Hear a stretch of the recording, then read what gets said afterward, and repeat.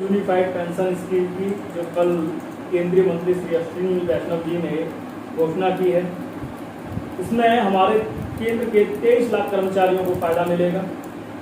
और यह pension scheme है क्या, इसके बारे में आज हम बात करते हैं, चर्चा करते हैं।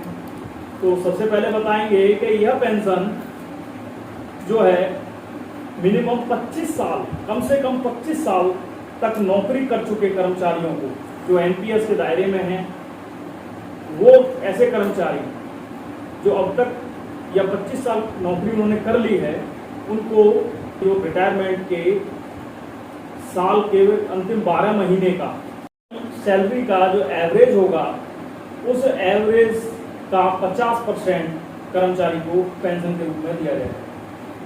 अब बात आती है कि जो कर्मचारी 25 साल नौकरी नहीं कर पाए, उनको किस प्रकार पेंशन मिलेगी? उनको भी मिलेगी, ऐसा नहीं है। जिसमें कम से कम जो 10 साल सर्विस कर चुका है, उसके लिए कम से कम 10,000 रुपये फिक्स पेंशन के रूप में देने का प्रावधान है।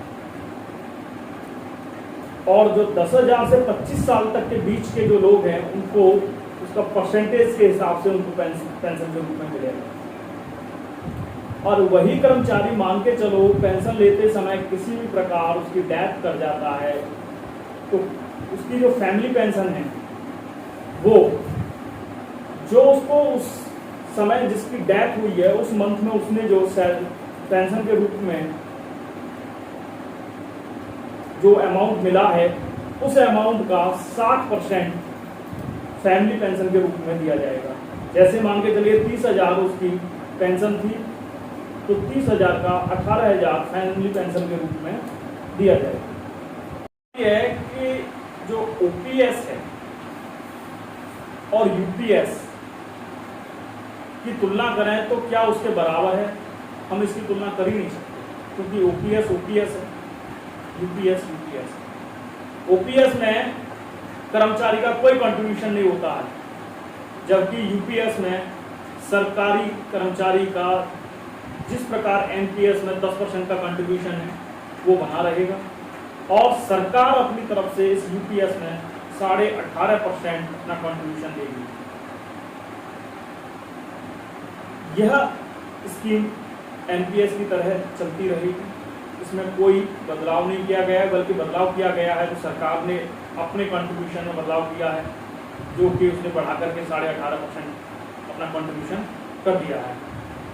अब बात आती है उन कर्मचारियों की जिन कर्मचारियों को या उन डिपार्टमेंट के खुलने के समय से ही अभी तक पेंशन के दायरे में नहीं लाया गया, या उनकी पेंशन अभी तक उनको मिली नहीं, जैसे नवोदय विद्यालय समिति। अब वो कर्मचारी जो रिटायर हो चुके हैं या रिटायर होने वाले हैं, न तो उनको एनपीएस में शामिल किया गया, न उन्हें ओपीएस में शामिल किया गया। अभी कर्मचारी हैं, काम कर रहे हैं, और रिटायर भी होने वाले हैं, कुछ रिटायर हो चुके हैं। क्या इस प्रकार के कर्मचारियों को इस यूपीएस में शामिल किया जाएगा? ये बहुत बड़ा सवाल है। अभी बहुत सारे कर्मचारी ऐसे हैं नवोदय विद्यालय समिति में जो कभी काम पर हैं और वो पेंशन का हिस्सा नहीं है। कुछ कर्मचारी हैं, जब से एनपीएस आया है, उन्होंने न्यू अपॉइंटमेंट के तहत नवोदय विद्यालय समिति को ज्वाइन किया है। अब उन्होंने एनपीएस के दायरे में ले आए हैं। क्या वो इस स्कीम में भी शामिल हो सकते हैं? क्या एनपीएस में ही बने रहेंगे? ये बहुत बड़ा सवाल है।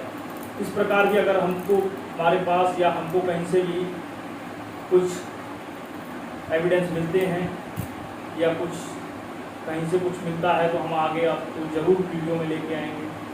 धन्यवाद, नमस्कार।